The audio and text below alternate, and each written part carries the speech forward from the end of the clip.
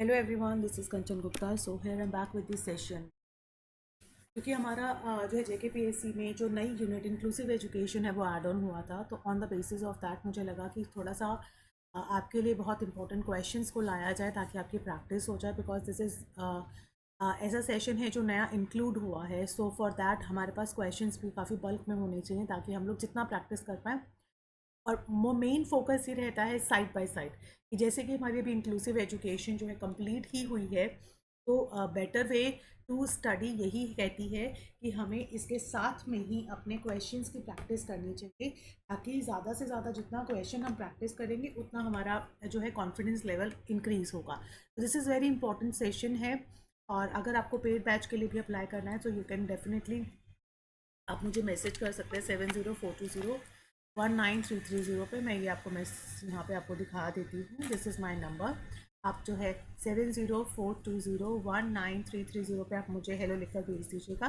Paid batch में मैं आपको एनरोल कर लूँगी। ठीक है जी। चलिए आगे चलते हैं। ये एक बेसिकली एक मैराथन सेशन मैंने यहाँ पे आपके लिए लेके आई हूँ। मैराथन सेशन है, जितना लंबा खींच पाऊँगी उतना अच्छा, और जितने क्वेश्चंस कवर पाऊंगी that is more important. So here we have the first question. 2021 का प्रश्न है ये क्वेश्चन। देखिए, सिलेबस अगर मैं बात करूँ यूजीसी की और हमारे जो है जेकेपीएससी कोर्स की, तो यूजीसी में अगर मैं 100% कहती हूँ तो जेकेपीएससी में मैं सिर्फ उसका 70% कहती हूँ। ठीक है, क्योंकि यूजीसी में एक प्रॉपर्ली मेंशन्ड सिलेबस दिया गया है, जबकि जेकेपीएससी का जो भी अपडेटेड सिलेबस आया है वो भी मुझे समवेयर इनकम्प्लीट सा लगा है। लेकिन ठीक है, जैसा जो है अब जितना है उसके अकॉर्डिंगली हम लोग अपनी प्रैक्टिस करते हैं, क्योंकि अब वापस तो वो अपडेट ना होने से रहा। ठीक है, तो चलिए, विच of the gives the description about health related status of the individual. कि एक इंडिविजुअल के बारे में जो हेल्थ रिलेटेड स्टेटस होता है वो कौन बताएगा? आईसीएफ मॉडल बताएगा, आईसीएमआर बताएगा, यूजीसी का मॉडल एक्ट बताएगा, या पीडब्ल्यूडी एक्ट बताएगा?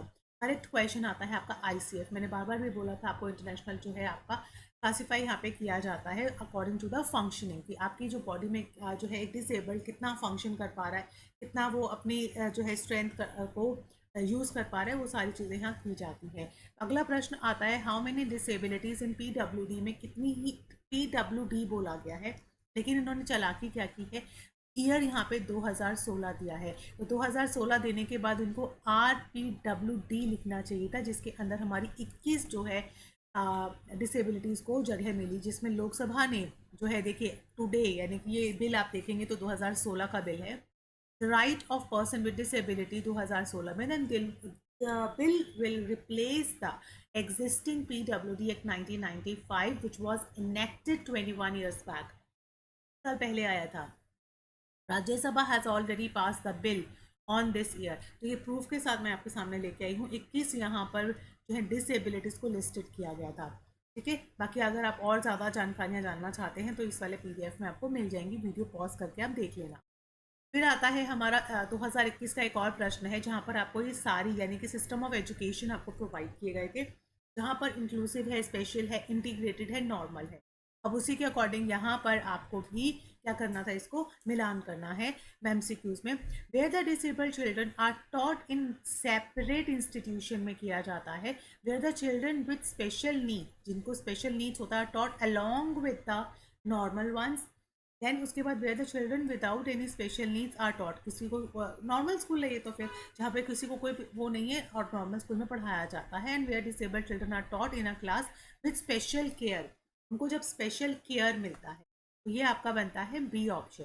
ठीक है, जिसमें इंक्लूसिव होता है, जिसमें नॉर्मल बच्चों के साथ में हम पढ़ा देते हैं, स्पेशल में हम लोग जो है सेपरेट रखते हैं, और इंटीग्रेटेड में हम उनको कुछ एक स्पेशल केयर के साथ में रखते हैं। ठीक है, what is the process of organizing the inclusive education in the classroom? क्या प्रोसेस होता है? Evaluation, identify, study the problem, plan and organise and provide feed.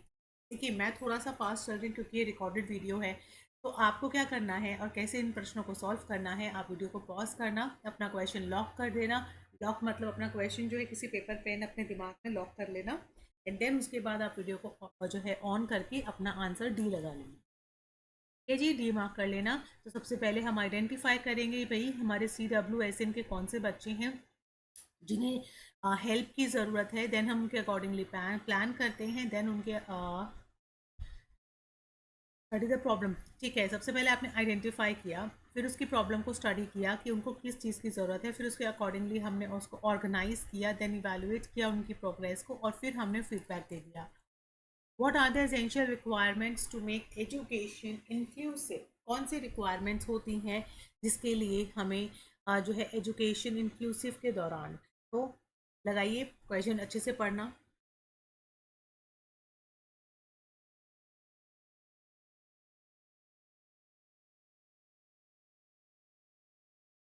हाँ जी, कंप्लीट आपका आंसर बनता है डी। असेसिबिलिटी ऑफ इंस्टीट्यूशंस चाहिए हमें जहाँ पर प्रॉपर इंफ्रास्ट्रक्चर हो, सपोर्ट चाहिए जहाँ पे हमें एक्सपर्ट टीचर्स हों और रिसोर्स टीचर्स हों, प्लस आपके जो काउंसलर्स हों, टीचर कॉम्पिटेंट होना चाहिए, मतलब उसको इंक्लूसिव जो बच्चे होते हैं क्लासरूम्स में उनको हैंडल करना आना चाहिए, पीयर ग्रुप सपोर्ट भी चाहिए और काउंसलर का सपोर्ट भी चाहिए।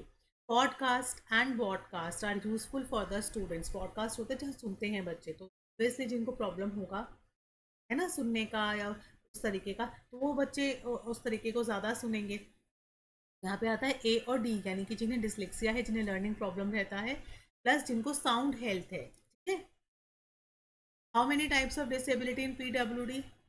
फिर से 2016 इन्होंने बोल दिया गया है, ठीक है ना, तो आप बता दीजिएगा जी। 21 है। How are the normal children affected in inclusive education? एक नॉर्मल बच्चे किस तरीके से अफेक्ट होते हैं? Proper social and emotional development take place, there cognitive development get hampered हो जाता है, developed negative attitude towards the disabled and their interest in study affected negatively। Normal बच्चे क्यों, मैंने आपको पीछे भी यही बात बोली, जब हम एक इंक्लूसिव एजुकेशन हमने बोला कि भाई हम नॉर्मल के साथ में डिसेबल्ड भी पढ़ाएंगे, तो नॉर्मल बच्चे के अंदर अगर हाई क्वालिटी है, ठीक है, और डिसेबल्ड के अंदर थोड़ी लो क्वालिटी है, और हमने जो करिकुलम है वो दोनों के हिसाब से बनाया है, तो कहीं ऐसा तो नहीं है कि हमारे नॉर्मल बच्चे के साथ जो है एक तरह की पार्शालिटी शो हो रही है ना।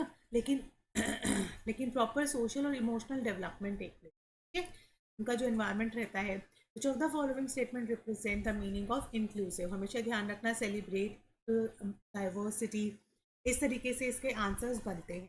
यहाँ पर इसका आंसर जो आता है, सिस्टम जहाँ पर नॉर्मल बच्चे जो है स्पेशल नीड्स के बच्चों के साथ में पढ़ते हैं, तो normal statement. As a teacher which of the following act shall be your prime duty to make education inclusive? सबसे प्राइम ड्यूटी क्या होगी? लेसन प्लान बनाना, पॉजिटिव एटीट्यूड रखना, एक सही पैडागोजी यूज़ करना, और develop competency to teach inclusive classroom. आपके अकॉर्डिंग मल्टीपल आंसर्स आएंगे, चार है तो चार ऑप्शंस पे टिक होगा ही होगा, लेकिन प्राइम पूछा गया है तो सबसे पहले हम लोग बच्चों की नीड्स के अकॉर्डिंगली पैडागोजी डिसाइड करें, ठीक है। ये हाँ जी, ये परसेंटेज जो है देखिए 2021 का ये क्वेश्चन है, ठीक है ना, तो ये परसेंटेज भी उसी हिसाब से होगी जो उस टाइम पे जो है परसेंटेज होगी, तो मैं इसको स्किप कर रही हूँ, अपना नेक्स्ट चलते हैं। Right, which criteria can be follow to जज द इफेक्टिवनेस ऑफ इंक्लूसिव? कौन सा क्राइटेरिया यहाँ पर यूज़ किया जाता है?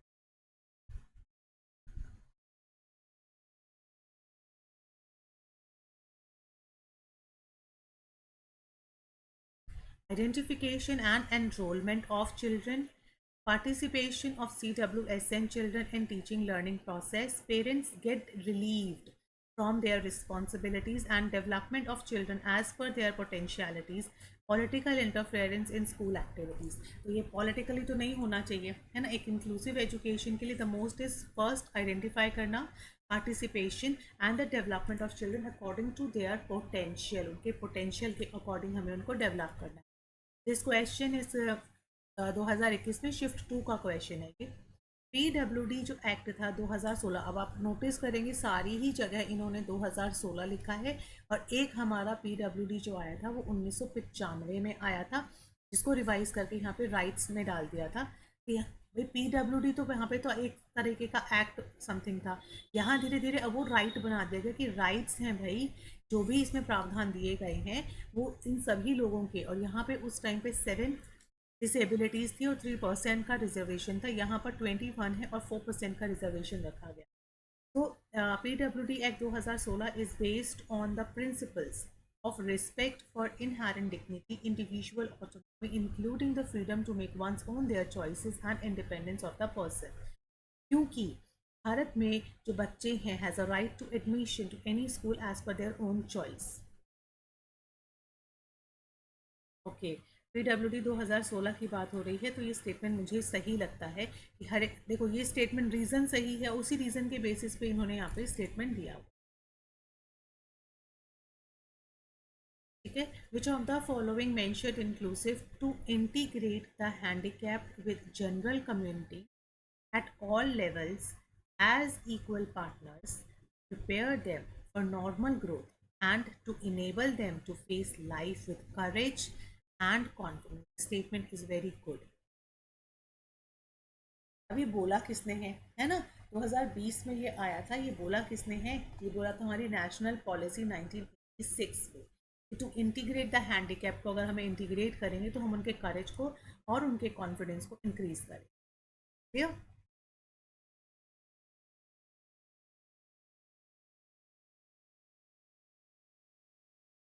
ओके, चलिए फिर नेक्स्ट प्रश्न।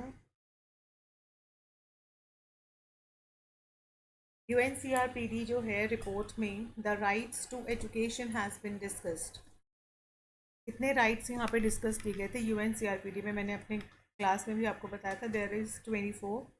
सो the right to education for person with disabilities addressed in article 24 में इसको एड्रेस किया गया है।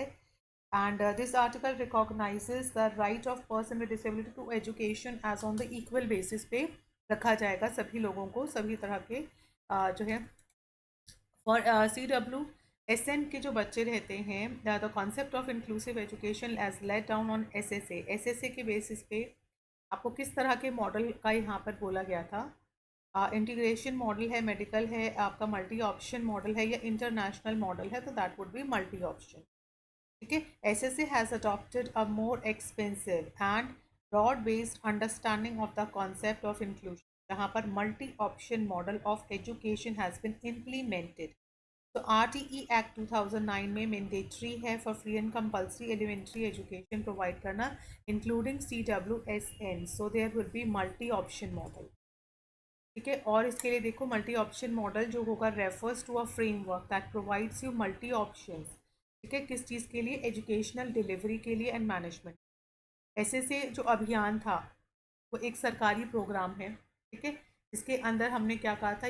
SSA के अंदर हमने क्या कहा था? यूनिवर्सली हम एलिमेंट्री एजुकेशन जो होती है 1st to 8th क्लास के बच्चों के लिए हम एजुकेशन इंश्योर करेंगे। और अगर मल्टी ऑप्शन जो मॉडल था Sarva Shiksha Abhiyan typically involves offering various approaches to the education delivery, जिसके अंदर हम फॉर्मल स्कूलिंग भी देंगे, नॉन फॉर्मल स्कूलिंग भी देंगे, ऑल्टरनेटिव स्कूलिंग भी देंगे, स्पेशल ट्रेनिंग प्रोग्राम्स भी प्रोवाइड कराएंगे। ठीक है जी, सो ये हो गया आपका मल्टी ऑप्शन मॉडल।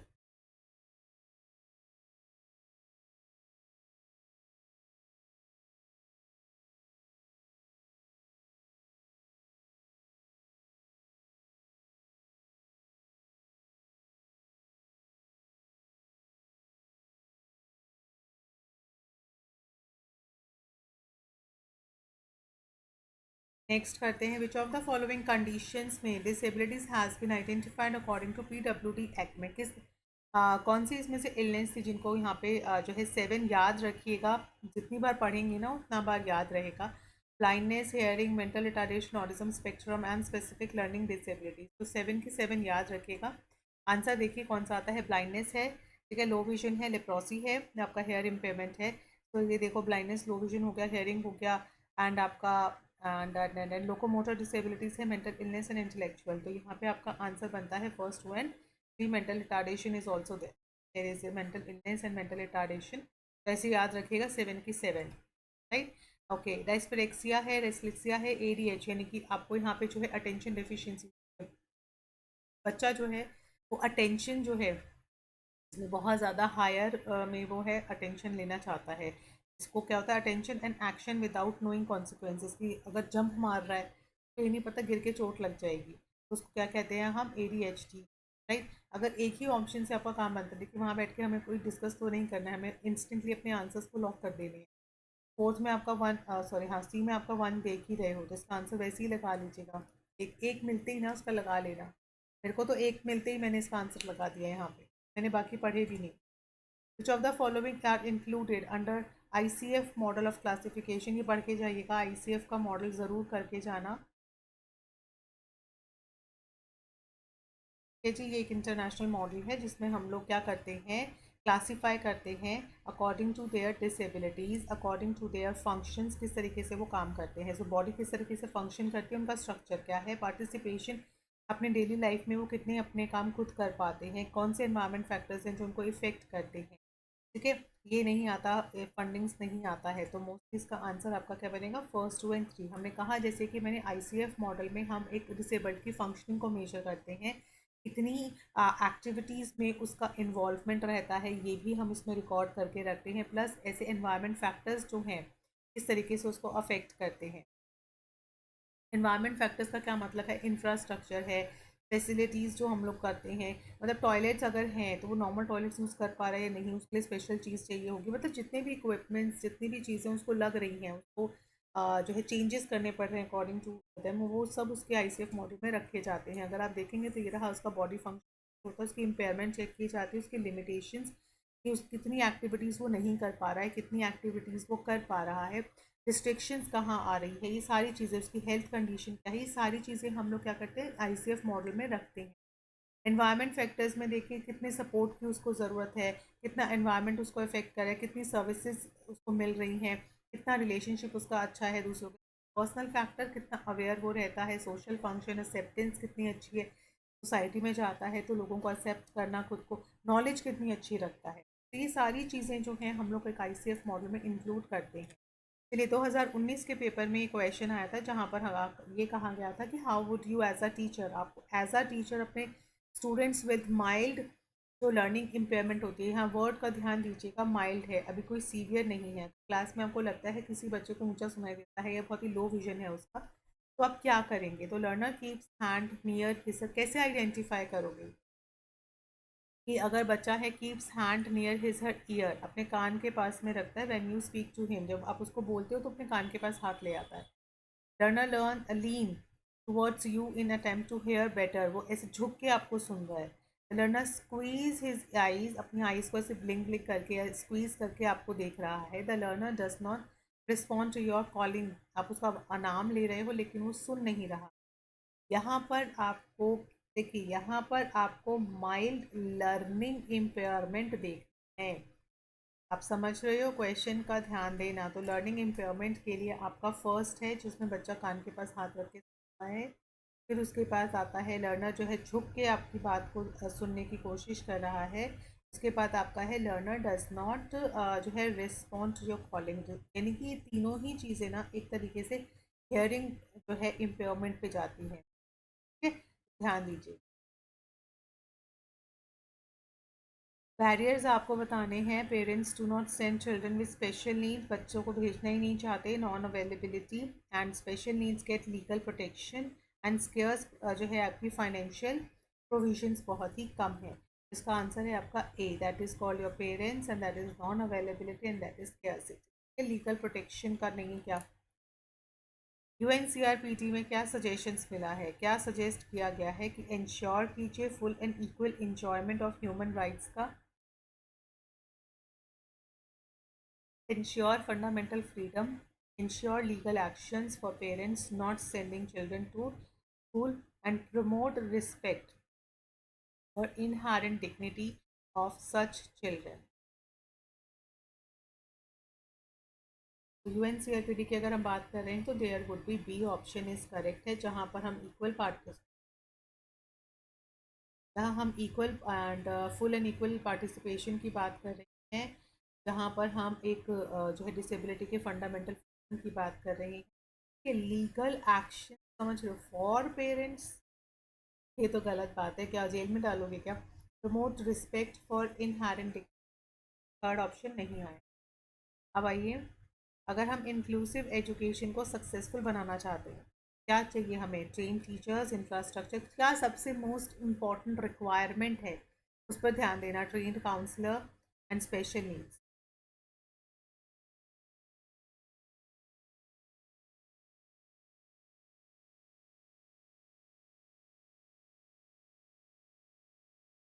हाँ जी, तो इसमें आप देखो ये आपका आएगा फर्स्ट टू एंड फोर्थ की। हाँ, हमें ट्रेन टीचर के साथ में इंफ्रास्ट्रक्चर चाहिए, प्लस हमें अपॉइंटमेंट ऑफ काउंसलर भी चाहिए जो है एक अच्छी सलाह दे सके।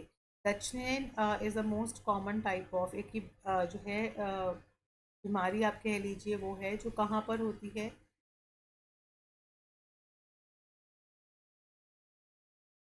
It's a kind of muscular dystrophy. ठीक है, अगर हम कहें स्टूडेंट विद लर्निंग डिसेबिलिटीज क्या करेक्ट है, they show perceptual impairment affecting the perceptual skills such as thinking and reasoning.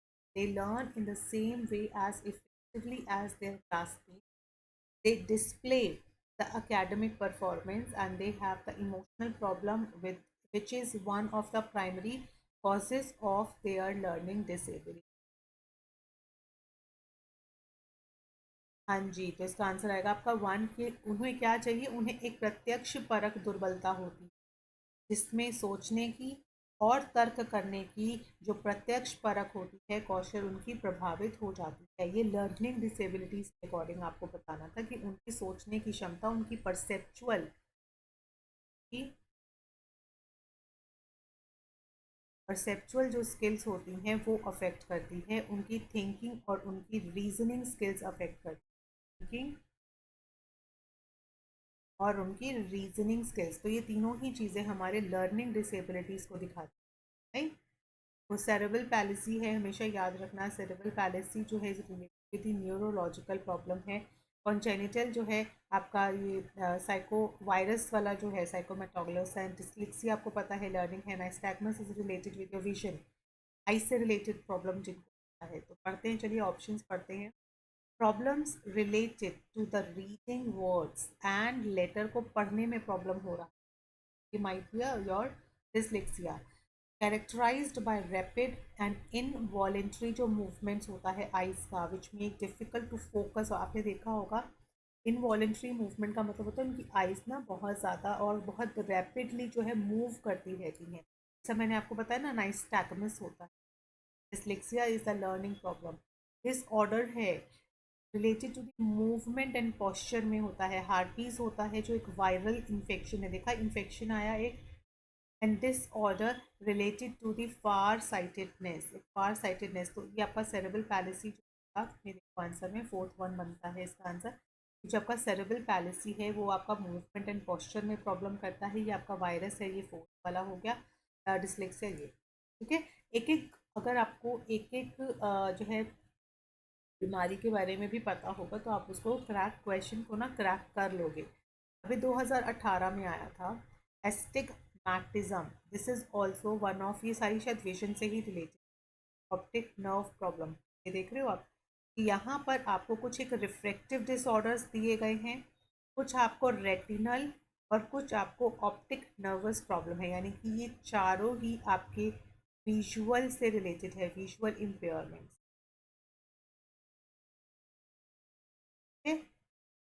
एस्टग्मेटिज्म है ग्लाइकोमा, ग्लाइकोमा आपका आइज में कुछ जमा हो जाता है।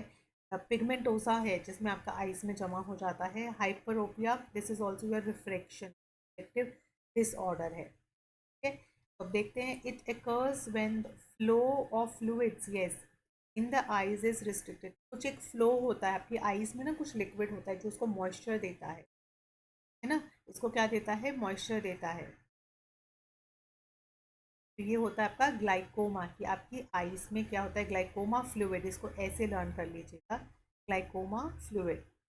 फिर क्या आता है आपका, इट इज हेरिडिटरी डिसऑर्डर है, this is the hereditary disorder है that cause the degeneration of retina. अब रेटिनिस से ना, यस, पिगमेंटोसा। तो ये आप ये देखना कि एक तो ये पिगमेंटोसा वाला हेरिडिटरी होता है, ठीक है, अगर आपके पेरेंट्स में वो है, प्लस इसमें जो आपका रेटिना होता है जो आइस में वो धीरे धीरे डीजनरेट होने लगता है, तो ये आपका पिगमेंटोसा आपको मिल जाएगा। ठीक है जी, के बाद आपका आता है मसल्स ऑफ आइज वाला कुछ नहीं, commonly known as far sightedness आपको पता है, हाइपरोपिया होता है।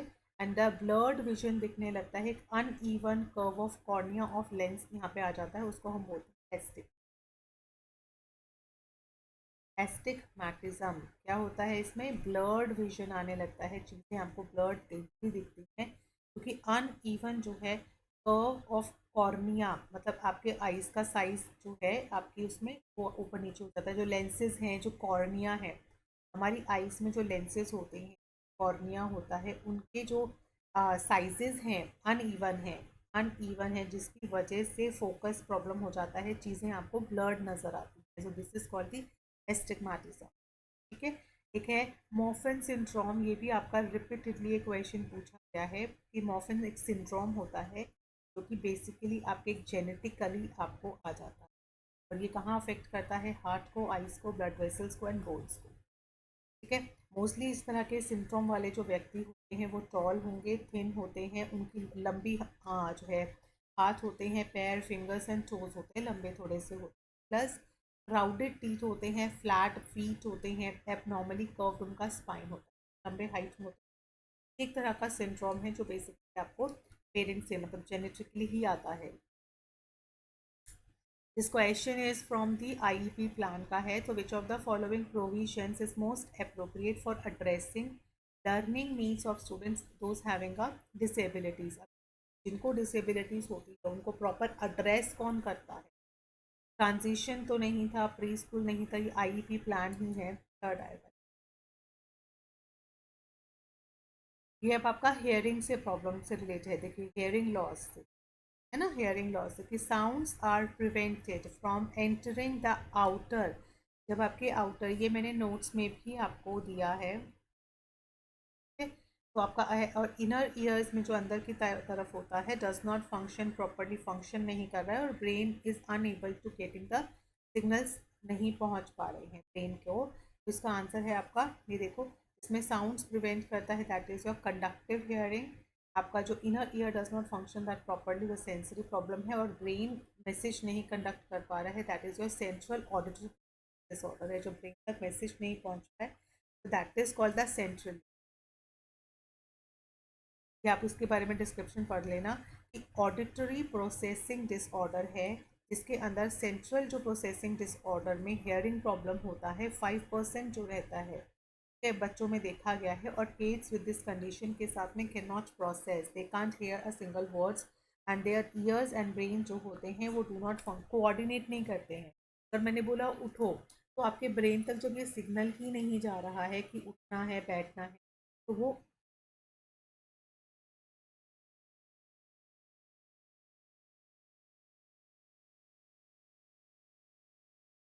उस चीज़ का रिप्लाई भी नहीं कर सकते।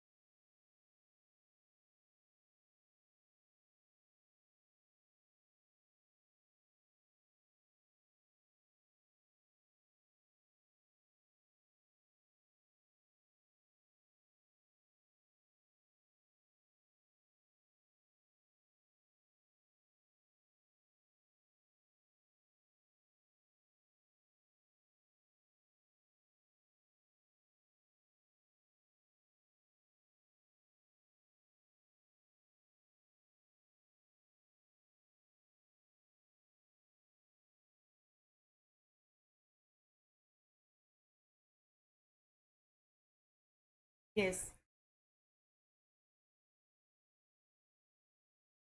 नेक्स्ट करते हैं, which is not a type of learning disability. Learning disability का टाइप इसमें से नहीं है। Alexia, asphyxia, graphia and dyslexia. पता है इसमें ये एस्फिक्सिया नहीं है। ये होता क्या है, this is the condition arising when body is deprived of oxygen. जब बॉडी में ऑक्सीजन की कमी हो जाती है, at that time unconsciousness, suffocation सा होता है, उस कंडीशन को ही कहा जाता है। ठीक है। Statement characteristics of learning disabled child. अब अगर हमारी क्लास में कोई बच्चा लर्निंग डिसेबल्ड है तो हम उसको कैसे रिकॉग्नाइज करेंगे?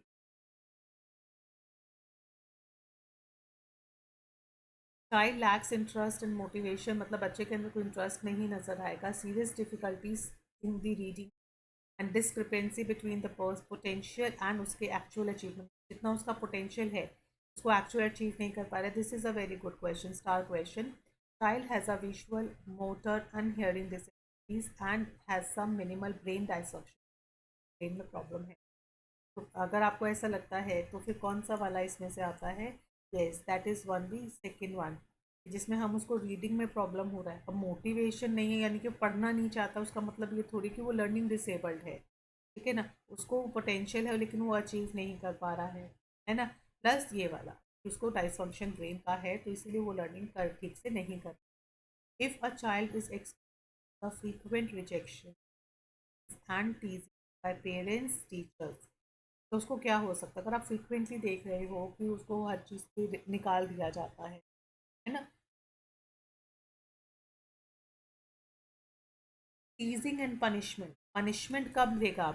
पनिशमेंट कब मिलता है? जब बच्चा डेलिक्वेंट होता है, जब बच्चा ज़िद्दी है, बच्चा बात नहीं मान रहा है, तब उसको पनिशमेंट मिलता है। इन इस तरह के में बच्चों को क्यों पनिशमेंट हम देंगे? तो हमें पता है बच्चे को ऑलरेडी कोई डिसेबिलिटी है, why we are giving them teasing and punishment, ठीक है। डेसिबल्स पे आते हैं, ये आपका हेयरिंग लॉस का है।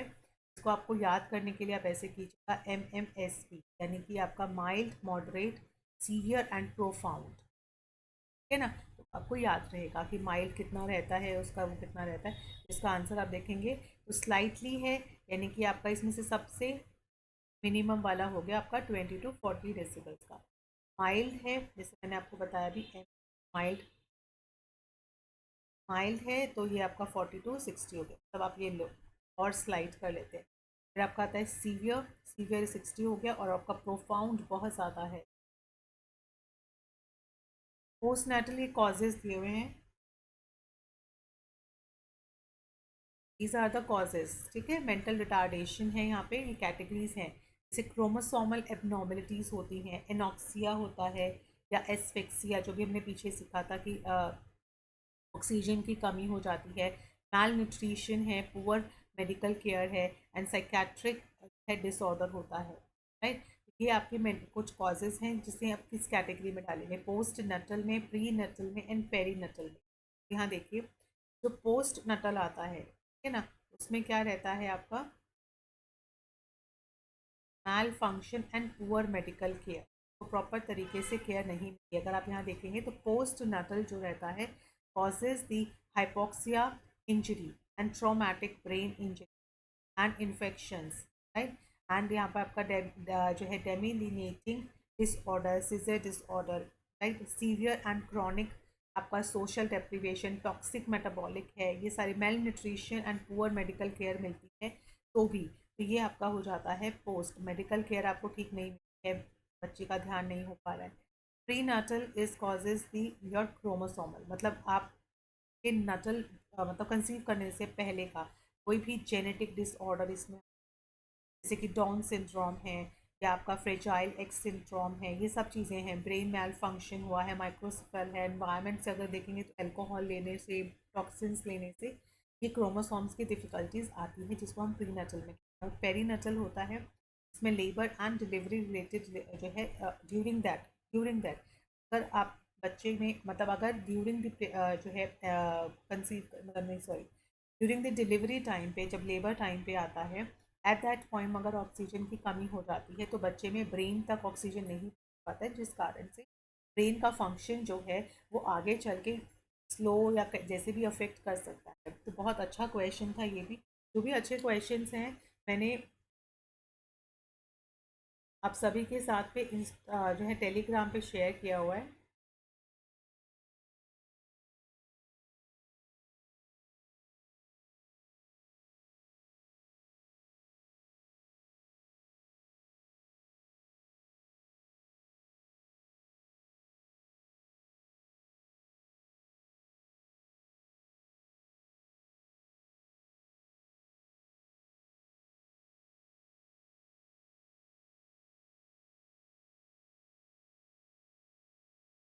इन विच एरिया, कौन सा एरिया है, do deaf children tend to show relative inferiority as compared to the hearing children. इसमें inferiority है और hearing है. Socio emotional development, personal and social development, language and academic progress. आपको किसमें लगता है कि डेफ जो है tend to show very relative inferiority, जो जिन्हें सुनाई नहीं देता है ना, उनके लिए आता है बेसिकली, उनको लैंग्वेज में दिक्कत आ जाती है. ऑल अदर फैक्टर्स के ज़्यादा उनको लैंग्वेज में प्रॉब्लम आती है. 2017 का प्रश्न है जिसमें नॉट में आंसर आपको देना, नॉट एन एलिमेंट ऑफ. इसमें हम कहते हैं regard for diversity, collaboration, zero rejection and special class placement.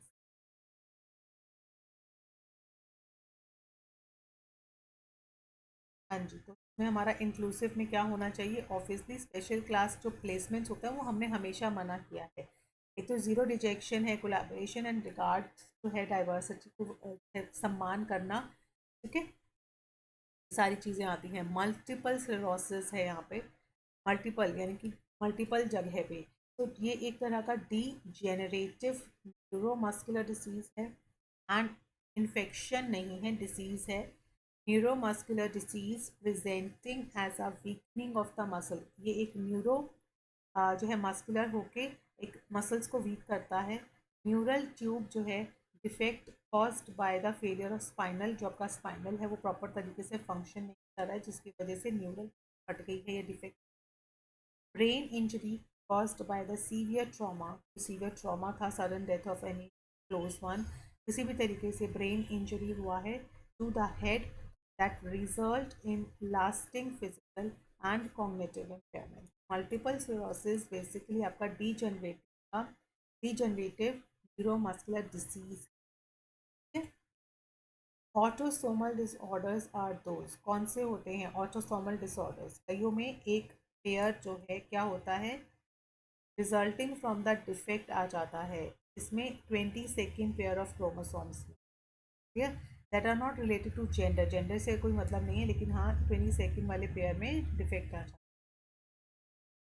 ये आपको ईयर्स बताने हैं, मैंने आपको बार बार बोला है ईयर्स ज़रूर कर लेना, जैसे कि WD में वैसे ही आपके साथ डिस्कस कर रही हूँ. 95 है.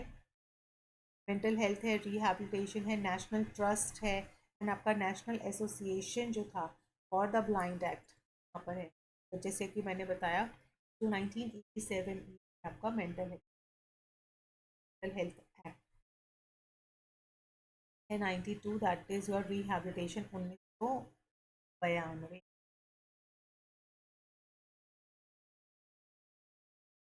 Then 90 application 1992 is your rehabilitation. 95 है जब आपका PWD एंड जो 1999 है that is the national trust. National यानी कि a person is considered and classified as a legally blind if his visual acuity, अगर उसकी विजुअल एक्टिविटी से क्या हो वो एक लीगली ब्लाइंड कहलाया जाएगा. ये वाली, a person is considered as legally blind if its visual acuity. Epilepsy is a kind of, epilepsy आपको पता है किस तरह की है, मस्कुलर है, न्यूरोलॉजिकल है. न्यूरोलॉजिकल से हम समझते हैं कोई ब्रेन की प्रॉब्लम है, एपिलेप्सी किसी स्पाइन की प्रॉब्लम है इसलिए उसको हम न्यूरो में डालते हैं. कम्युनिकेशन एंड साइकेट्रिक है, मतलब कोई मनोरोग है. Epilepsy is your neurological impairment, epilepsy. ये देखो फिर से एक मस्कुलर डायस्ट्रोफी का क्वेश्चन 2017 में भी रिपीट हुआ था. मैंने बताया था मस्कुलर डायस्ट्रोफी क्या होती है, न्यूरोलॉजिकल डीजनरेटिव न्यूरोलॉजिकल प्रॉब्लम थी. इट्स नॉट अ जिसमें आपकी मसल्स वीक रहती हैं. Which of the following statements is not true, कौन सी सही नहीं है गिफ्टेड बच्चों के हिसाब से अगर हम देखें. एनालिटिकल अंडरस्टैंडिंग, सिंथेटिक इंसाइट्स जिसको हम संश्लिष्ट कहते हैं, creative reproduction and practical application skills. यहाँ पे आपका नॉट ट्रू में आपका जो आंसर है that is creative reproduction. Creative reproduction. Categories हैं यहाँ पे creative, gifted, backward and mentally.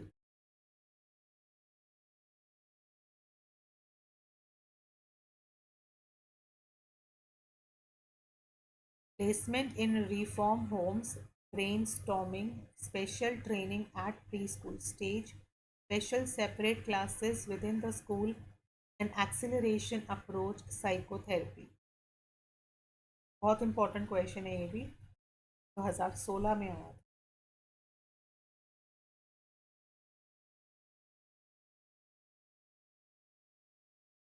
So have you read the question? Read. हाँ जी. सो इसका आंसर देखोगे तो बी बनता है, जिसमें हम कहते हैं कि जो क्रिएटिव बच्चा होता है ना, typical educational approach to deal with them, उनसे हमें किस तरीके से डील करना है. क्रिएटिव बच्चे के लिए ब्रेन स्टॉर्मिंग एक्टिविटीज़ रख सकते हैं. गिफ्टेड बच्चे के लिए हम लोग एक्सेलरेशन, यानी कि उनको और इम्प्रूव करने के लिए, एक्सेलरेट करने के लिए, बैकवर्ड जो होते हैं बच्चे, जो बैकवर्ड बच्चे होते हैं, उनके लिए हम लोग यहाँ स्पेशल सेपरेट क्लासेस रख सकते हैं. और जो जो बच्चे पीछे, मतलब जो पीछे हैं, जो मतलब अगर चैप्टर 1 चल रहा है तो उनको उसका मतलब नहीं पता, तो उनके लिए हम रेमिडियल क्लासेस रख दी है. और जो मेंटली रिटार्डेड बच्चे होते हैं, है ना, उनके लिए स्पेशल ट्रेनिंग हम लोग यहाँ दे सकते हैं बच्चे को at a pre school stage पे. Anoxia is one of the cause. Anoxia क्या है? मेंटल रिटार्डेशन है due to the deprivation of oxygen. Disability है, हार्ड ऑफ हियरिंग तो नहीं होता वायरल इन्फेक्शन की वजह से. स्पीच इम्पेयरमेंट है नहीं, क्या है ये? एक तरह का ऑक्सीजन की कमी के कारण जो हो जाता है. अकॉर्डिंग टू लीगल पर्सपेक्टिव, अभी अभी मैंने पीछे भी आपको बताया था कि जो विजुअल एक्विटी हमारी 20/200 की है, उस टाइम पे हम लोग यहाँ क्या कहते हैं, उसको लीगली ब्लाइंड कह देते हैं. ठीक है, इसके यहाँ देखो, जब विजुअल एक्विटी बेस्ट करेक्टेड 20/70, ये लो विजन में आता है. इसमें आता है लो विजन में, कि हाँ उसको थोड़ा थोड़ा बहुत दिखाई दे रहा है. अगर हम, जिसमें हम कहते हैं 200/200, ये तो और ब्लाइंड का मतलब तो दिख ही नहीं रहा है उस बंदे. फिंगर काउंटिंग है, 3 मीटर पे भी फिंगर नहीं है, तो यहाँ पे 20/400 है, 5/300. मतलब ये जो है एक एक्विटी है जिसमें वो ब्लाइंडनेस की ये वाली है, जिसमें नो लाइट परसेप्शन भी नहीं दिखाई देता. मतलब इतना ज़्यादा सीवियर है कि तो लाइट भी अगर आँख में पड़ रहा है तो वो भी समझ में नहीं आता है. देखो, यानी कि अगर आपको ये चीज़ भी, अगर आपको नहीं देख पा रहे हो, तो वो तो ऑब्वियसली क्या कहलाया जाएगा, लीगली उसको कह देते हैं. ये फिर करेक्शन है कि आपको ये दिख रहा है, आपको ये दिख रहा है, तो हम इसको कह देते हैं हाँ चलो दिख रहा है ना, लो विजन पे आ जाता है. लेकिन और अगर नीचे नीचे आप जा रहे हो और आपको दिख ही नहीं रहा है, तो फिर आप इसको क्या समझें? Not a characteristic of the intellectually challenged child. Not characteristic. He tends to be retarded in his her physical development. He is above average in sensory motor and artistic aptitude. He is lacking in ability to conceptualize and generalize. He tends to display socially undesirable traits. तो आपको intellectually जो challenged बच्चे हैं उनके बारे में आपको बताना था. तो ये आता है आपका above average sensory motor artistic aptitude. इंद्रियों से रिलेटेड और कलात्मक जो है वो औसत से ऊपर होता, इस तरह के बच्चों में होता ही नहीं है. जो इंटेलेक्चुअली चैलेंज्ड होते हैं, आप उनके लिए अबव एवरेज नहीं यूज़ कर पाएंगे. वो एवरेज से ऊपर तो इंटेलिजेंट बच्चे आते हैं, है ना, चैलेंज्ड बच्चे थोड़ी आते हैं. Which of the following could you associate to the greatest extent with the education of the mentally retarded children? इसमें से कौन है जिन्होंने मेंटली रिटार्डेड बच्चों के लिए काम किया? ये भी एक अच्छा क्वेश्चन है. दैट इज आपका है हॉलिंगवर्थ. इन्होंने, ये एक साइकोलॉजिस्ट है. ठीक है, ये एक साइकोलॉजिस्ट है. टर्मन जो है वो भी एक साइकोलॉजिस्ट है. वो is known for the Stanford Binet intelligence test के लिए फेमस है. एंड उनका लॉन्गिट्यूडनल स्टडी जो है of the giftedness, his research is the longest lasting longitudinal study ever last. Right. Sir आपका क्या बन रहा है इसमें? ये इंग्रा.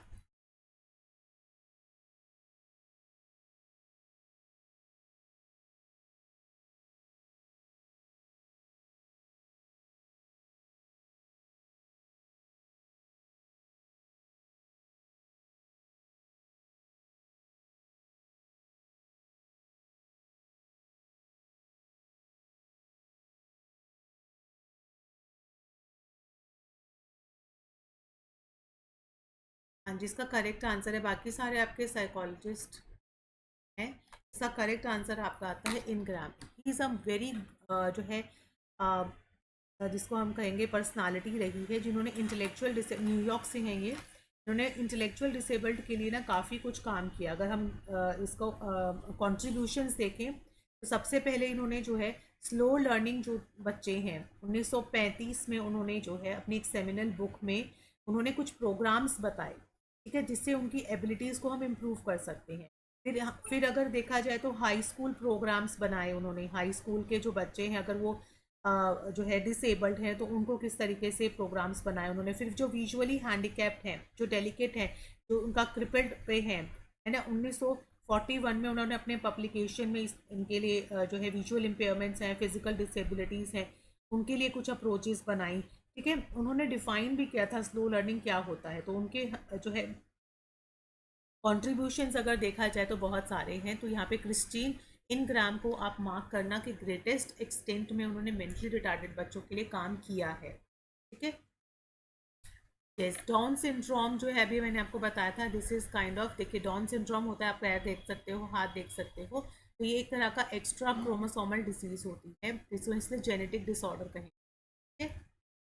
अर्ली चाइल्डहुड है, लेटर चाइल्डहुड है, एडोलेसेंस है, एडल्टहुड है। ये अब आपको यहाँ पे बताना है मोस्ट कॉन्स्पिशियस कैरेक्टरिस्टिक बताना है। अगर हम जैसे कि हेट्रोसेक्सुअल एक्ट है, exploring the neighbourhood friendship, peer friends के ज़्यादा आप वो होते हैं, सीजन आपका आउटलुक रहता है, आप समझ रहे हो, आपका आउटलुक जो है वो चेंज होने लगता है। Drawn towards hero worship, hero worship याद रखेगा, रिलीजियस चॉइसेस, ये क्वेश्चन बहुत है। तो अगर आप देखेंगे कि बच्चे के अंदर क्या क्या बदलाव और क्या क्या चीज़ें आती हैं, ठीक है, तो अगर आप देखिए सबसे पहला है जब छोटा बच्चा होता है अर्ली, तो वो एक्सप्लोर करने लगता है फ्रेंडशिप के साथ खेला, उसके साथ खेला। फिर लेटर चाइल्डहुड में बच्चा प्योर फ्रेंड की तरफ जाता है, मतलब एक उसका यार बच्चा होता है कि हाँ तो इसी के साथ में रहना है, इसी के साथ में खेलना है। एडोलेसेंस में जो है आपका यहाँ पे हीरो वर्शिप हो गया, एंड एडल्टहुड में जो है आपका हेट्रोसेक्सुअल एक्ट दिखने लगते हैं। Individual differences in creativity among school children will help the teacher at the time of individual differences जो रहते हैं, आपको पता है आपकी क्लास में, तो कंडक्टिंग समेटिव इवैल्यूएशन में वो organising teaching learning processes, planning instructional act, judging the impact of teaching, इसमें से क्या होगा आपका इन डिफरेंस से रिगार्डिंग, तो वो होगा organising the teaching learning act, organise करना टीचिंग लर्निंग,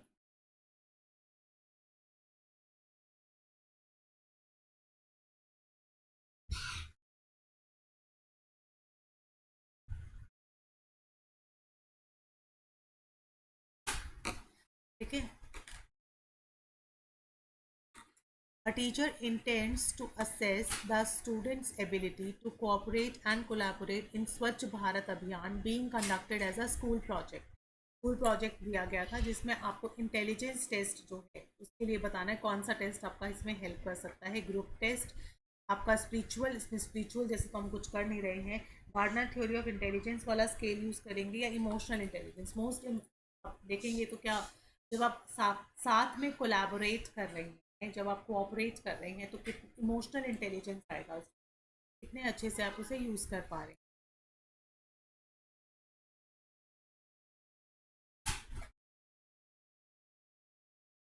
हाँ जी, सो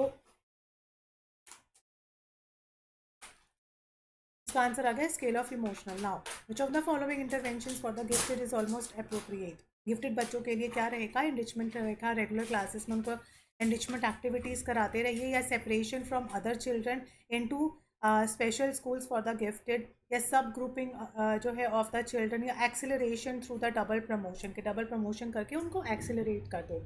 2016 के अकॉर्डिंग ये पेपर था, उसमें आया था कि हमें इस तरह के जो गिफ्टेड बच्चे होते हैं ना, why we are acceleration them, क्यों उनको ये जताना कि वो और बच्चों से अलग है। हम उन्हें एनरिचमेंट एक्टिविटीज़ में इन्वॉल्व करेंगे ताकि उनका दिमाग चले, है ना, ताकि उनमें और जो है कैपेबिलिटी इंक्रीज हो।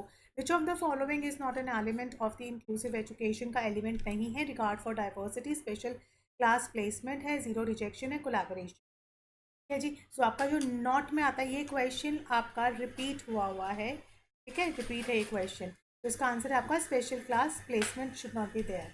आप डाइवर्सिटी को रिगार्ड्स कर सकते हैं, जीरो रिजेक्शन के लिए, कोलैबोरेशन के लिए, same as it is question जो है ये रिपीट हुआ है। In which of the following areas do deaf children tend to show the relatively inferiority, ये भी रिपीट हुआ है। हो सकता है कि ये मैंने ही रिपीट कर दिया हो, ना ध्यान दिया हो, 2016 में ध्यान दूंगी मैं।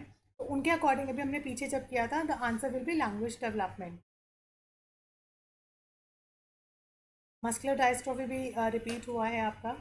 देखो, जिन्हें जानना है वो देख लीजिए। मस्कुलर जो डायस्ट्रोफी होता है, it is a group of genetic disease होता है जो कि प्रोग्रेसिवली आपकी बॉडी के स्केलेटन जो मसल्स होते हैं उनको वीक करता रहता है। अगर आप पिक्चर में देख पा रहे हो तो जैसे ये डिफरेंट तरह की होती है। डेचिनियम मस्कुलर डायस्ट्रोफी होती है जिसे DMD बोलते हैं। इसमें बच्चे को वॉक करने में प्रॉब्लम होती है, स्टैंड खड़े होने में प्रॉब्लम होती है। फिर आता है ये बेकर का मस्कुलर डायस्ट्रोफी। ये अलग अलग तरह के हैं, ये पूरा एक नाम देके भी UGC में पूछा गया है। ठीक है, तो ये सारी कौन सी है? मस्कुलर डायस्ट्रोफी है, जिसमें आपकी मसल्स वीक होती है। अभी जैसे एक बच्चा एक पैर उठा के चल रहा है ना, तो वॉकिंग ऑन टिप टो, किस पे चलता है वो? अपने टिप टोज पे चलता है। फ्रीक्वेंट मसल क्रैम्प्स आने लगते हैं, उसको क्रैम्प्स आते हैं, तो ये क्या होता है? Becker muscular dystrophy. फिर है यहाँ पे थर्ड जो CMD जिसका नाम रखा गया है, that is the congenital muscular dystrophy, जिसमें मसल्स वीक हो जाती हैं। हाइपोटोनिया जो है बर्थ से ही दिखने लगता है। पुअर हेड और नेक कंट्रोल रहता है, मतलब उसके नेक में प्रॉब्लम होती है। अब यहाँ देखिए ये बच्चा क्या कर रहा है? एमरी डेफी मस्कुलर डायस्ट्रोफी है। ये डिफरेंट डिफरेंट जो है टाइप्स ऑफ डायस्ट्रोफी है, जिसमें आपको मसल्स के क्रैम्प है, हड्डी का निकल जाना या चलते चलते गिर जाना, अलग अलग तरह से। ठीक है, तो यहाँ पर आपकी स्टिफनेस आ जाती है, कहाँ? स्पाइन में। और आपकी जो एल्बोज रहती हैं, ठीक है, वो आपस में लॉक हो जाती है। इस तरीके से वो बेंड हो जाती हैं कि लॉक हो जाती हैं। तो उसमें आता है, अभी देखो ये पीछे की हड्डी आप देख रहे हो, है ना, फेशियोस कैपुल, ये अच्छा सा खासा बड़ा अच्छा नाम है। ठीक है, इसमें भी शोल्डर के जो ये ब्लेड्स होते हैं, है ना, ये विंग की तरह दिखने लगते हैं, विंग्स की तरह। राइट, और ये बच्चा जो है यहाँ पे लिम्ब गेटर मस्कुलर है, जहाँ पे वो फ्रीक्वेंटली फॉल हो जाता है, मतलब चल रहा है गिर गया, तो क्योंकि उसकी मसल्स बहुत ही क्या होती है? वीक होती हैं। तो इस तरीके से वही यहाँ पे देखो, डेच में है, बेकर है और लिम्ब गिrdle है। तो ये एज वाइज बढ़ता रहता है, तो इसलिए इसको क्या बोलते हैं? जेनेटिकली जो प्रोग्रेसिव वीकनेस होती है, कि पहले पैरों में है, फिर पूरा ही ढल जाता है और पूरा ही व्हील चेयर पे आ जाता है। ठीक है, तो इस तरीके से ही बढ़ती है मस्कुलस की डायस्ट्रोफी। ना 2014 में आया था weakness of one half of body, weakness of one limb, weakness of all four limbs including trunk, weakness of both lower limbs and diabetic.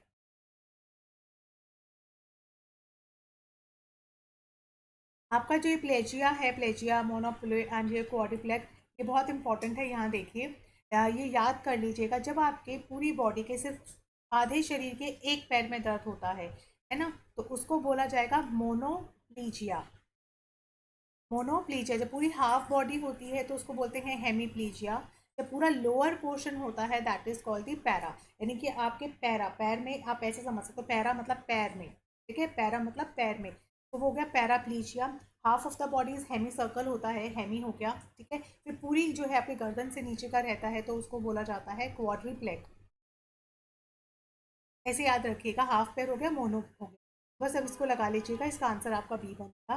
कि आपका जो one half of the body है, that is half of the body plegia हो गया, one limb only one limb monoplegia हो गया। उसके बाद है आपका फोर लिम्स, यानी कि हाथ पैर और पूरा इंक्लूडिंग इवन योर टंग, तो वो हो गया आपका पूरा की पूरा क्वाड्रिप्लेग। और आपका जो है बोथ का लोअर लिम, तो वो हो गया आपका पैराप्लीज। ठीक है, इस पिक्चर से याद रहेगा आपको। फिर से वही आगे इंटरनेशनल ईयर यहाँ पे दिया हुआ है आपको डिसेबल्ड पीपल का। World conference on education for all है, EFA। PWD 1995 है, RCI भी उसी साल में आया था। रिहेबिलिटेशन काउंसिल आई थिंक 19 यहाँ पे, यस। तो अगर हम देखेंगे इंटरनेशनल ईयर, तो इंटरनेशनल ईयर आपका हो गया 1981 का, 1981 का। फिर EFA जो वर्ल्ड कॉन्फ्रेंस बोला गया है, वो 1990 की बात हो रहा है। PWD जो है 1990 का, ये आपका थर्ड वाला हो गया 1995 में।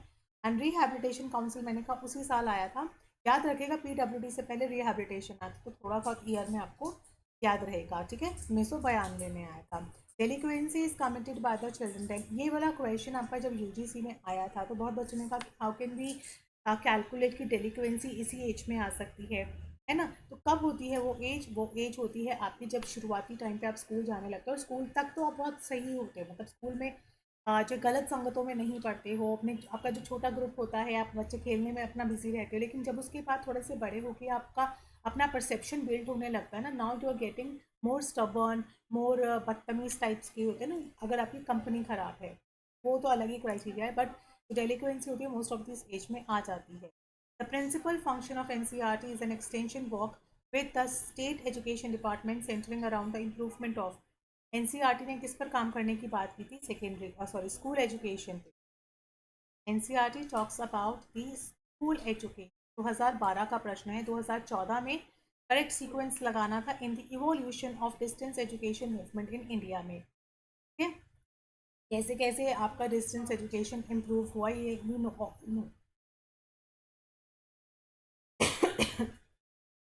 पहले कॉरेस्पॉन्डेंस था, फिर डिस्टेंस था, फिर open learning and then open universities खुलने लगी हैं आजकल तो। A teacher reflects on the attitude of his her students towards the subject taught by him or her in the class. In this activity suitable, इस तरह की activity कौन से लेवल पे, कौन से स्टेज पे ज़्यादा सूट करती है, that is called post active. Sign language, जब हम साइन लैंग्वेज में बात करते हैं तो हम लोग एक प्रॉपर लैंग्वेज है जी, sign is language is a proper language. Educational intervention for hearing impair children, जिन बच्चों को सुनाई नहीं देता है, हियरिंग इम्पेयर्ड होते हैं, उनका इंटरवेंशन में बताना है। तो लैंग्वेज करिकुलम और कॉन्सेप्ट है, और डेवलपमेंट तो उसमें आता है आपका लैंग्वेज में। अगर किसी बच्चे को सुनाई देने में प्रॉब्लम है तो वो लैंग्वेज को कैसे समझेगा? करिकुलम अडेप्टेशन कर लेते हैं जैसे तैसे, लेकिन सबसे प्रायर बेसिस पे लैंग्वेज डेवलपमेंट ही नहीं हो पाता है उनका।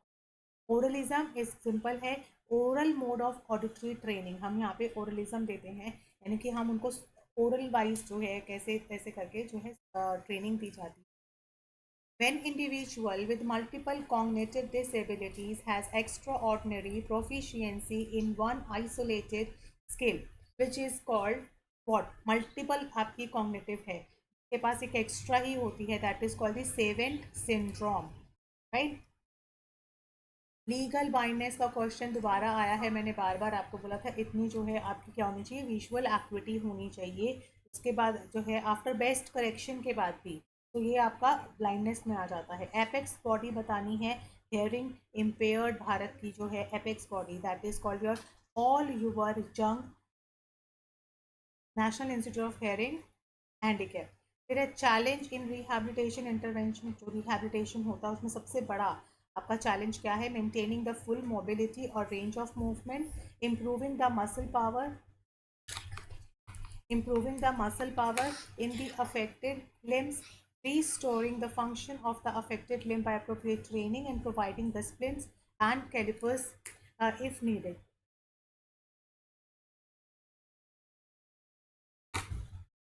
सो सबसे बड़ा चैलेंज क्या आता है जब हम जो है रिहैबिलिटेशन प्रोग्राम्स चलाते हैं? That would be your maintaining full mobility और range of movement of the joints. तो सबसे बड़ा problem improving the muscle power, restoring the function of affected and providing progress. According to the rehabilitation में आपको कितने teacher प्यूपिल बोले गए थे कि फॉर द विजुअली इम्पेयर्ड जो बच्चे होंगे इज द इंटीग्रेटेड में, देखिए इंटीग्रेटेड एजुकेशन जो प्रोग्राम था, IEP is not full. Integrated जो प्रोग्राम चलाया गया था उसमें जो विजुअली इम्पेयर्ड बच्चे होते हैं जिन्हें दिखाई नहीं देता है, उसमें कितना रेशियो रहेगा? उसमें 1:2, यानी कि एक बच्चे के सॉरी 8 बच्चे के ऊपर क्या होगा? एक टीचर होगा।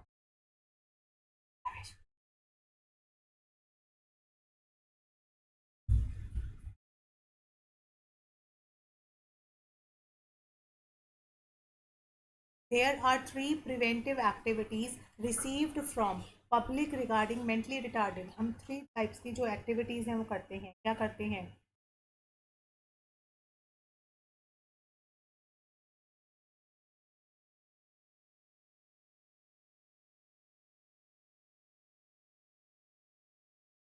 कौन सी एक्टिविटीज़ करते हैं इसमें?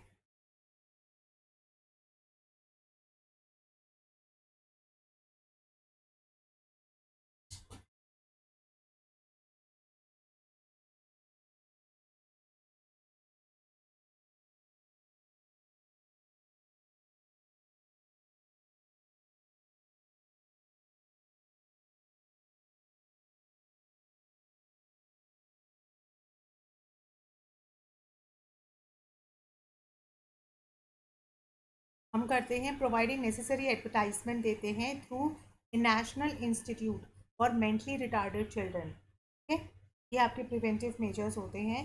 And received from public regarding mentally retarded children, जो कि इनकरेक्ट है।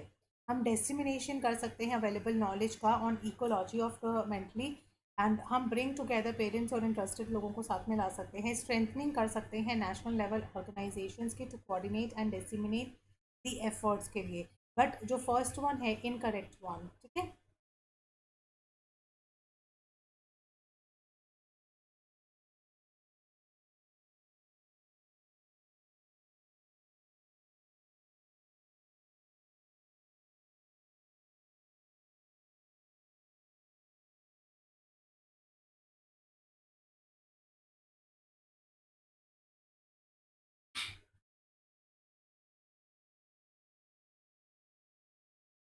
ओके, नेक्स्ट लेते हैं।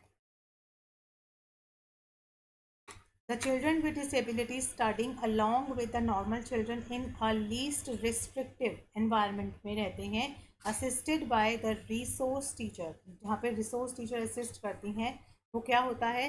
Yes, integrated education programs होते हैं।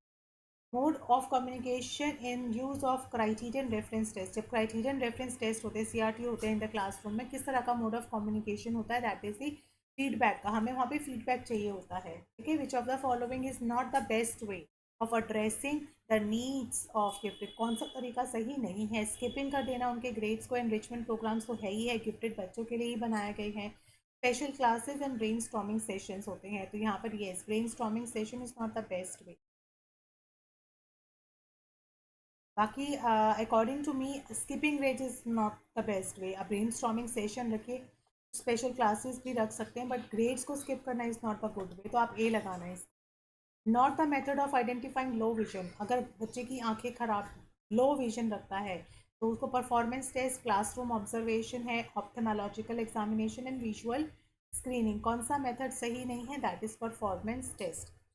अच्छा परफॉर्म, जब उसको पता है कि लो विजन है तो आप इतना नहीं दे पाएंगे ना।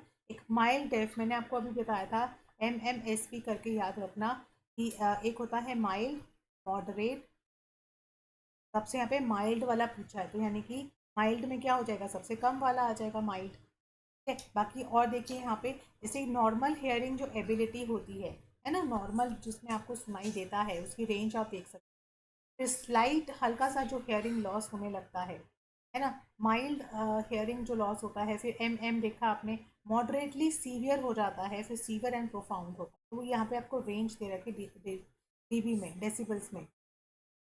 Which one of the following is not a characteristics of children with disability? Disability के तो delayed spoken language, poor special orientation, low intelligence quotient and the language. यहाँ पे आएगा C, low intelligence. Low IQ is not the character. अगर आपका लो IQ है यानी कि आप डिसेबल्ड हो। कॉजेज ऑफ, आप पढ़ते नहीं हो, ये भी तो माइट बी रीजन है। जुवेनाइल आपका जो डेलिक्वेंसी है उसके क्या कारण हो सकते हैं? पुअर होम एनवायरनमेंट है, company of the anti social groups, genetic disorder and poverty.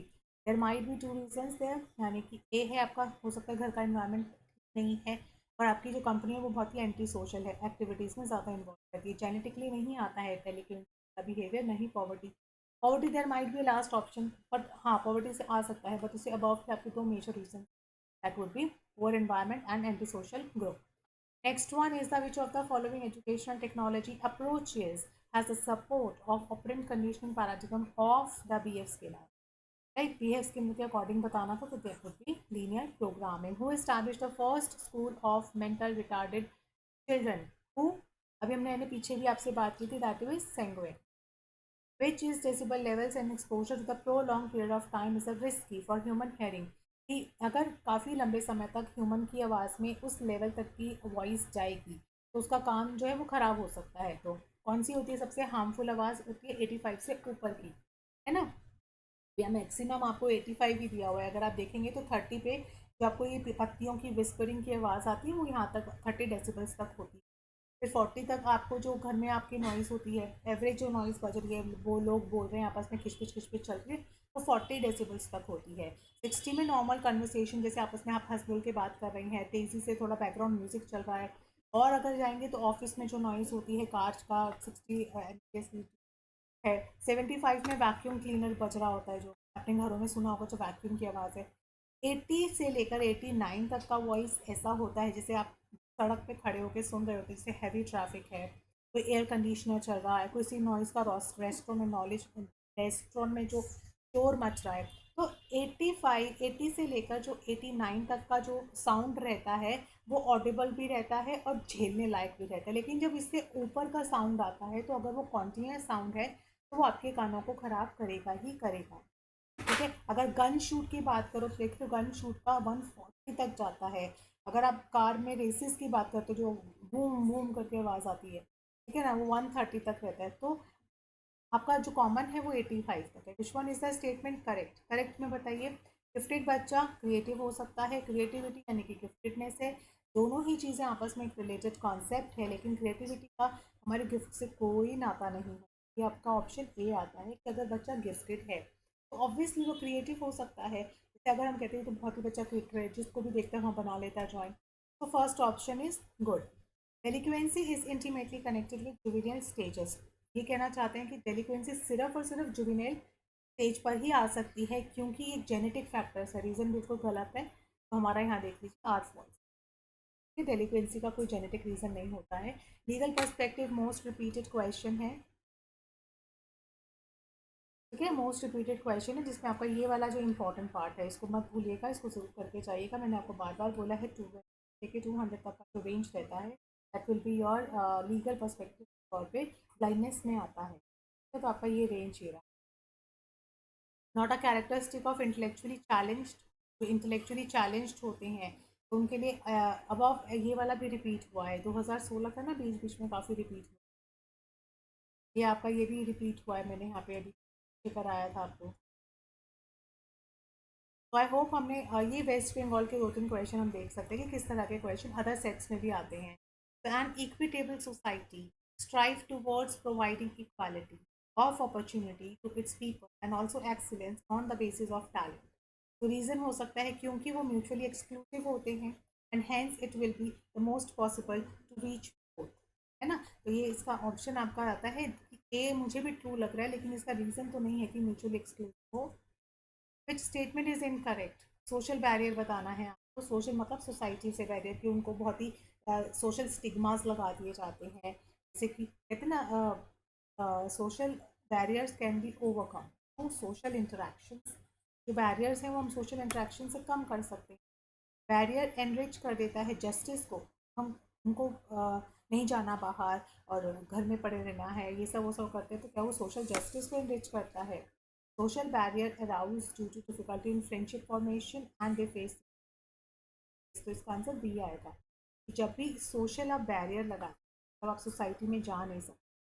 मैंने किसी को आइसोलेट कर सकती, क्या उसका वो हक है आइसोलेट होना? और क्या आप इसको एक सोशल जस्टिस मानते हैं? इनकरेक्ट। कंप्लीटली ये स्टेटमेंट बिल्कुल ही करेक्ट है। This is not the justice. Classroom instruction student where the various strategy.